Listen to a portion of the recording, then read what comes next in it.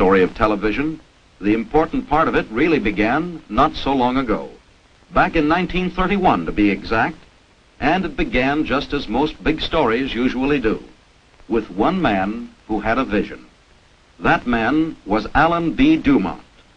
And this is where his vision began, with mechanical television. Beyond this equipment, required to produce a tiny, indistinct picture, DuMont saw a whole new age of television. Of course, even in 1931, television was not an entirely new thing. The Nipkow disc apparatus you see here was the result of experimentation that began before the turn of the century.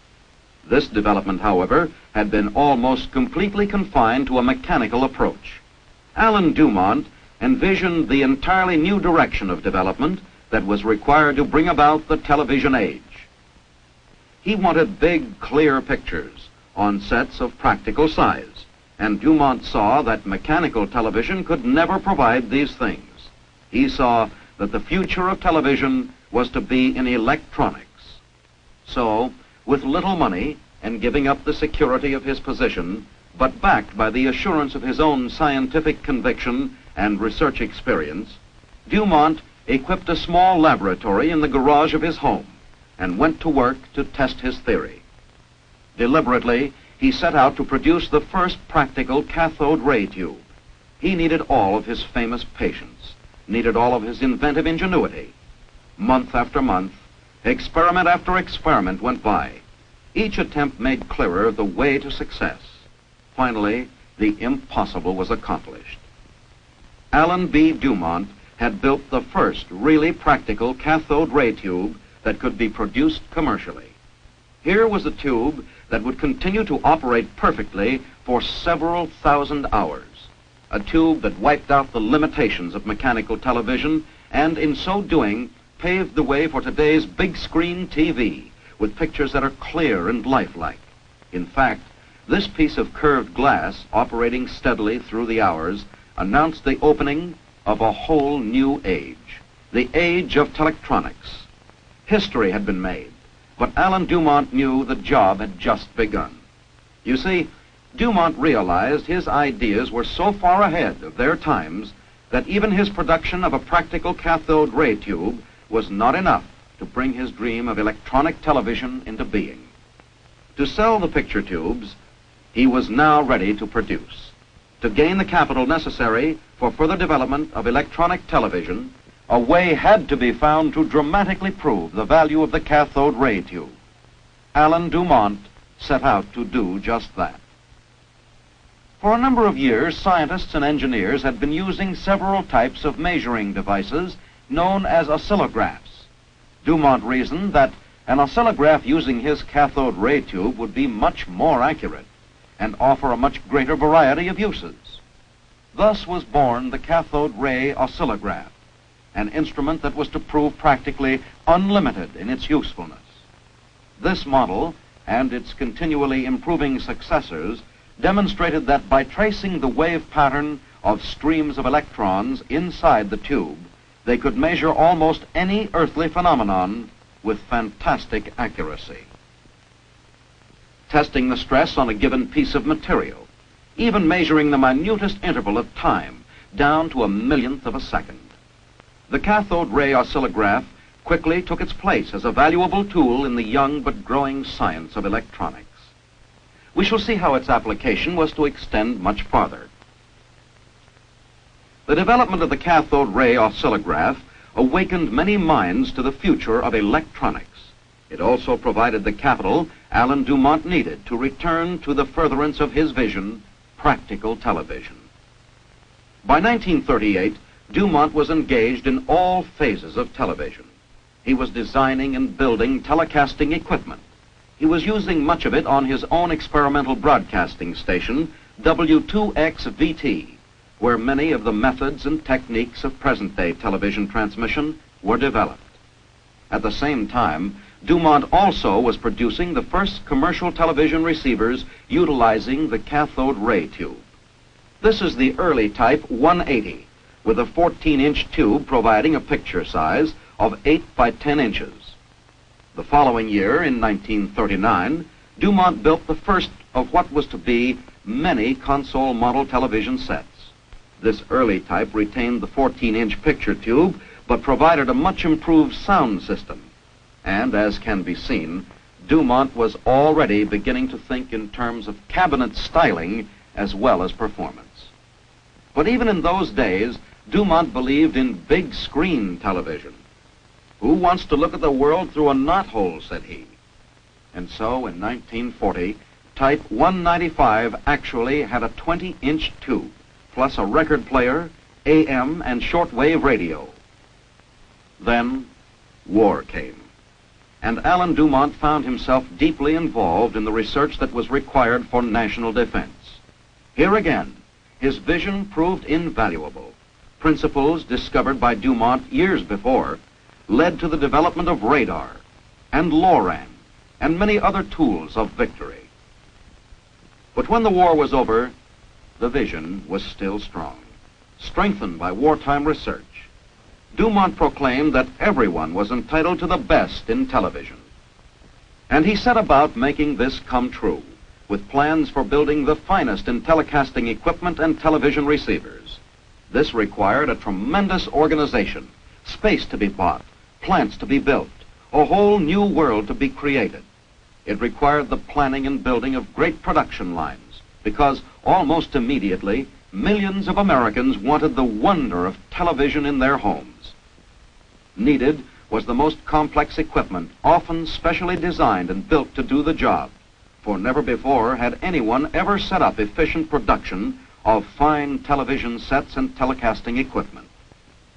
Necessary, too, was the training of hundreds of technicians and craftsmen to a high level of skill and precision in an art known formerly to only a few people. And at every step of this complicated process, there had to be set up and maintained, because Alan DuMont insisted on it, the most exhaustive checking, inspecting, and quality control system in the industry. This was to make sure, especially, that every television set produced could stand up and deliver countless hours of service in the home of its owner. Simultaneously, of course, according to plan, DuMont was also designing and building the telecasting equipment needed for the large number of stations which would be required to bring television to the people of this country. Before there were any sets in the homes of the public, DuMont was perfecting and producing the equipment needed to fill the air with television. He built television cameras.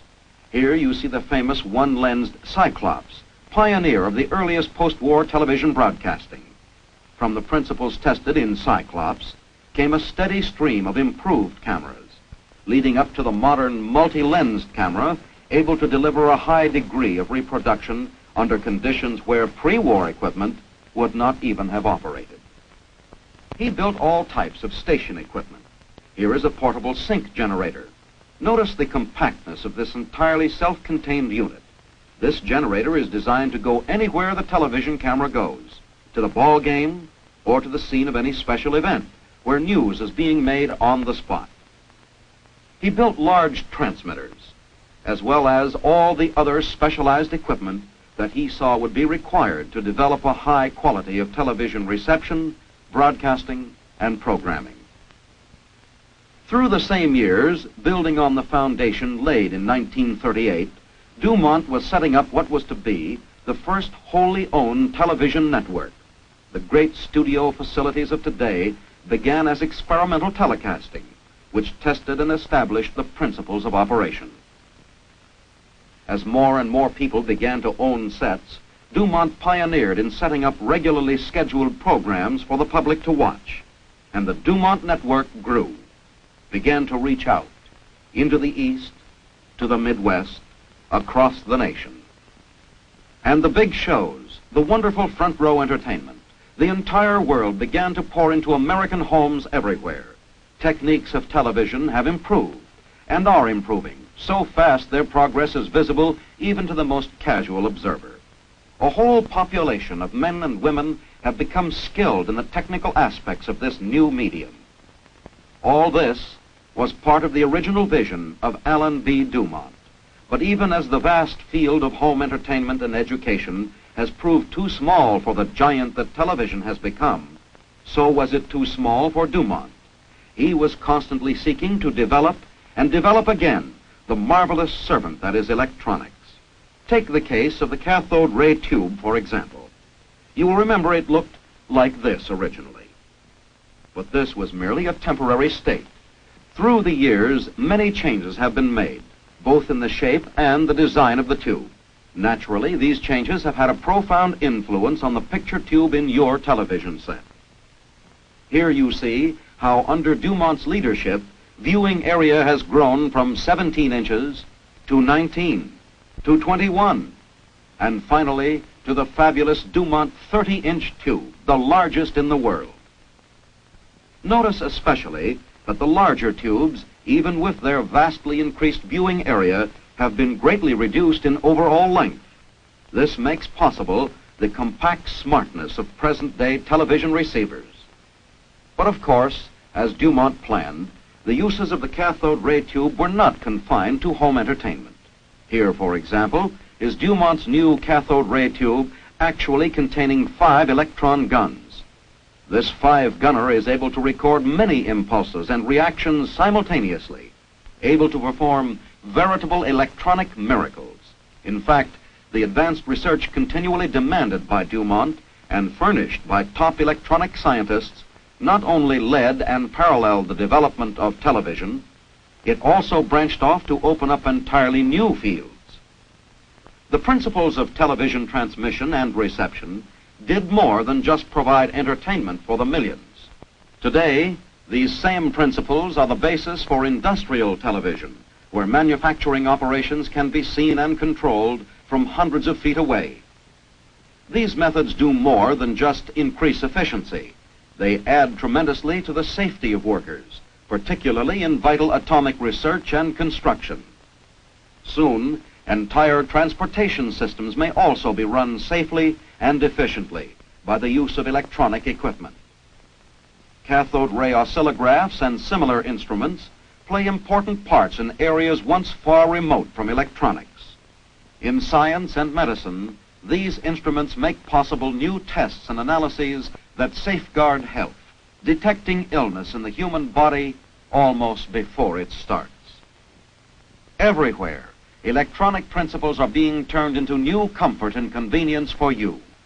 So that's the story of television, the story of a whole new era of telectronics that is really just beginning. It's come a long way from here, and it has a much longer way to go, a story, like many others, possible only in the United States of America. Today, in the field of electronics, and tomorrow, as in the years of yesterday, DuMont will be first, for vision is the DuMont dimension.